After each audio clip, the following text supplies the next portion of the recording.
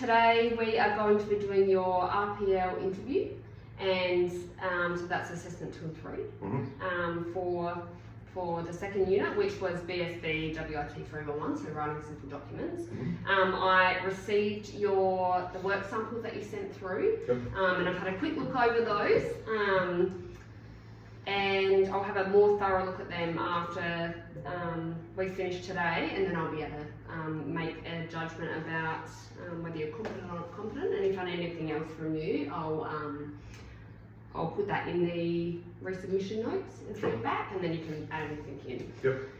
So today should only take 5 or 10 minutes while we go through this interview. Assessment 3 is me. I'll be looking at your foundation skills as well and be making notes about that. So that's not the separate one. We're just looking at or sort of separate interview process. It's just part of this one. So I also sent you the questions that we'll be looking at today, that you said you were going to make some notes on and do some writing. So we'll get started if you're feeling ready. Ready to go? Cool. Okay, so if you just want to tell me sort of the 3 documents that you sent through, what they were. Sure. So there's a work availability form slip, an employment registration form, and there was also a memo to staff. Yeah, that was about you doing some renovation for the stores. Yeah, correct. Or we're doing them. So did you just want to tell me about the sort of documents that you create in your job? So who they're for, and sort of some of the ones that you do. What are they? Yeah, sure. So generally speaking, the documents we create would be for employees. Generally it's just notifications to inform the staff on what the happenings are, timelines that they are happening, dates. It's just more a bit of a heads up. Yeah. So you generally do, those sorts of documents for staff mainly. Yeah, correct. Yeah. And I saw that you also sent, as one of your examples, was like your employment sort of registration forms and like their work availability. So they're things that you develop and use as well. So what about, I reckon, so if you want to relate, you can talk about one of the documents that you sent me, or in general, but if you're going to tell me about the process that you use to check your documents over, make sure that they've been drafted, that it's got correct grammar, spelling, structure, punctuation, those sorts of things. Yeah, sure. So I'll create most of the documents that you've created within the business have been on, I use Microsoft Word. Microsoft Word. If there's any trouble with wording, we use ChatGPT, like AI, which is great for using pronunciation correctly and grammar and so forth like that. And you always have to be careful when using AI, don't you? Quite I suppose responsible and using it as a really use it as a help tool. So, like you said, you can have the ideas, but sometimes if you find the wording a bit tricky, that is where it can come in handy. However, the ideas start to come from you. It'll only give you back what you feed it. But then, obviously Microsoft Word predominantly, which has an autocorrect program, and then we will proofread, make sure it actually signifies on there what we are trying to get across to staff members. So after I'll proofread it, I'll then send it through to the officers, and they will check over it just to make sure grammatically and everything else is correct. Review feature, once it comes, and then I'll send it off to the office or senior management, and then from that point they will send them back to me, which I'll then email out to the rest of the staff. The review feature on Microsoft Word is really good, isn't it? That Fantastic. Sort of cuts down on that printing and things like that. They can just add the changes. Add the changes, and you can just approve all. Sure. It's good. So, what about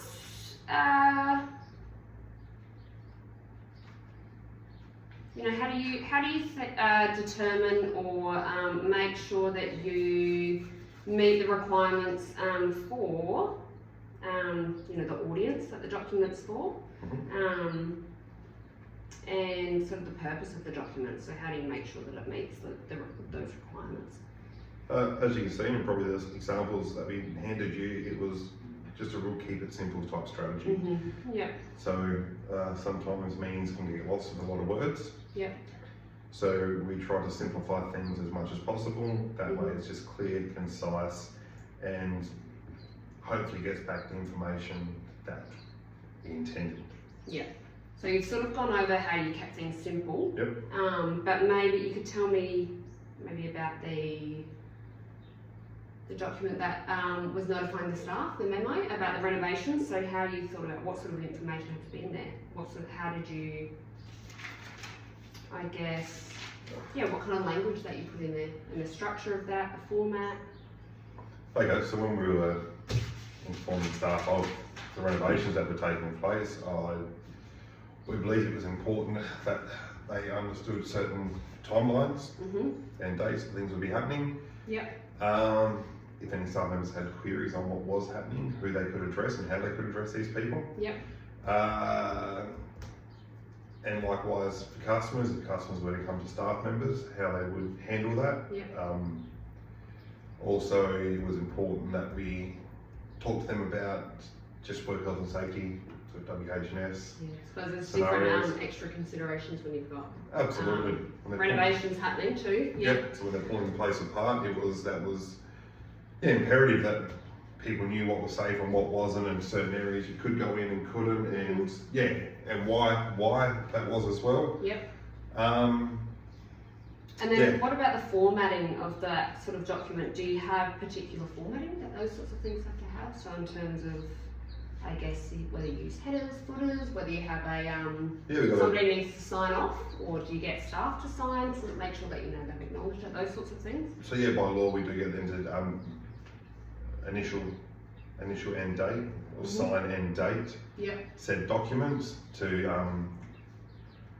just for workplace safety, so they are aware, not just aware of what's going on, but have taken in what is going on, and is also important for the workplace, so you aren't so liable, but they are aware of the liabilities and have been discussed. So when confronted with such instances, it's potentially not new to them, but also they are aware of certain, I wouldn't use the word dangers, but risks or hazards that might be potentially that could come up in the workplace. And it's, I guess that having that date and initial just give you guys sort of covers to make sure that you know that everybody's understands. You've got a record of that, and it is very important, isn't it? What about, do you guys have staff that are under 18 that work for you? So do you have any organisational policies or procedures that sort of are relevant to that? Yeah, absolutely. So being a minor, a lot of things have to be approved by parents. Yep. So it can be a fine line, because even though we've employed them as a minor, so a lot of things we've signed by parents, we still believe that we are employing them and not their parents.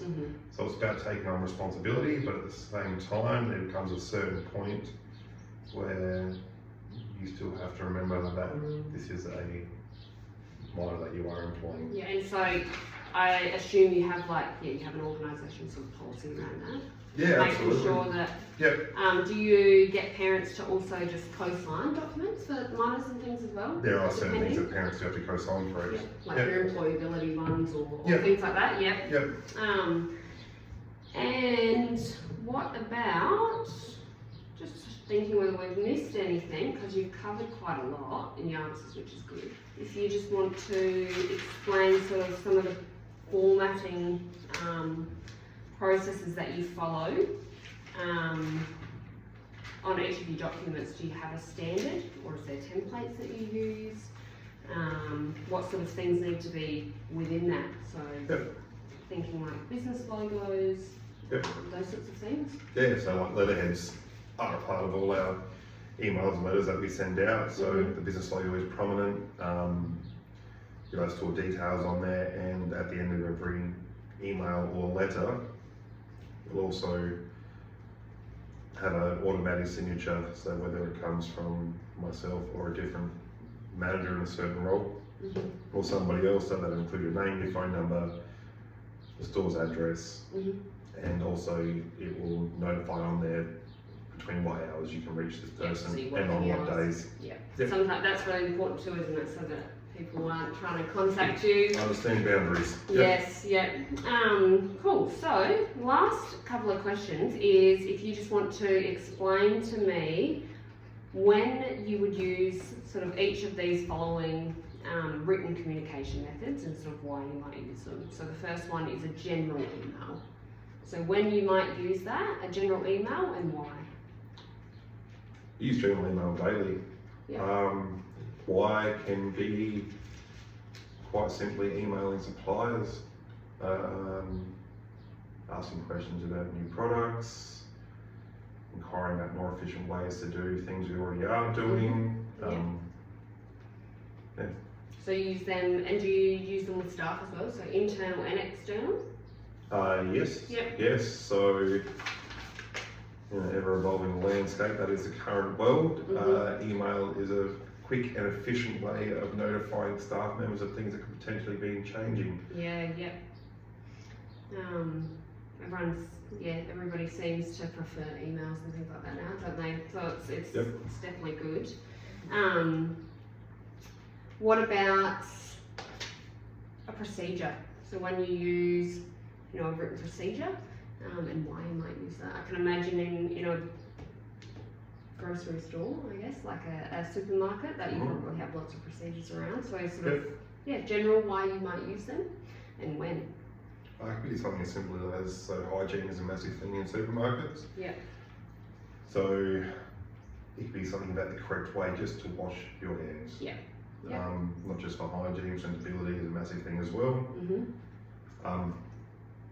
Yes, I think that's a good example. Tell me about when you might use a business letter and why you might use that. So, as you said, time can be precious and phone calls aren't always the easiest thing. So, with reaching somebody, potentially, like we said before, we discussed a supplier or someone like that, is there a quicker and more efficient way of doing things? Is there a new program or product that would streamline what we're already doing but in a more efficient and effective way? So we would email said companies inquiring about said things. Yeah. And so you use them more for those external, like formal purposes? Yep. What about a meeting agenda? So when you use a meeting agenda and why? Yep. So we use meeting agendas to make sure that any points of concern can be raised. Yep. And then we'll also record minutes, so we'll get feedback. If we are providing feedback to staff, or staff are providing feedback to us on why said issue is coming around, and how we believe the issue can sort of be action or solution. Exactly, action or solution, why it is happening and why they believe it is happening. It just creates a nice open floor. Yeah. And then, sorry to cut. No, you're right. You keep going. So just creates an open floor that sometimes you can't see the forest from the trees, they say. Yeah. So it just creates an open floor, discussable area where said solutions could be presented that perhaps hadn't occurred to you in the first place. Yeah. And sort of, is there anything else on a meeting agenda that you would include? So information about, you've got to know what the agenda items are, but what else might a meeting agenda notify people of? What they're in store for as well. See, sometimes it's not real easy coming into a meeting, not knowing what's going on. Who needed to be present in order to get the desired result. Yep. And I suppose when and where, so they can Absolutely. have that time free and schedule it in. Yep. So I think that we have covered everything. You clearly have lots of experience in using documents and a range of them. And yeah, you added lots of detail about a whole bunch of different things, which is really good. I've marked you as satisfactory for that one, and then your assessment 3, which was me observing you within this whole process, I've also marked you as satisfactory for that as well. What I will do is just have a final look at the evidence that you provided, so the 3 samples, and then once I've marked you either satisfactory or not for that one, I can send all of that feedback back to you, and if there's any sort of resubmission or extra things that we need, that will all be part of that, and then I will notify you of the overall unit outcome, I guess, whether you're competent or not competent. And yeah, good job. Thanks for sending it all in, and for being able to make the time today. But yeah, so I think we're done for today, and that'll be it. And I'll send you a couple of I'll send you those emails and let you know if there's anything else I need from you. Thank you.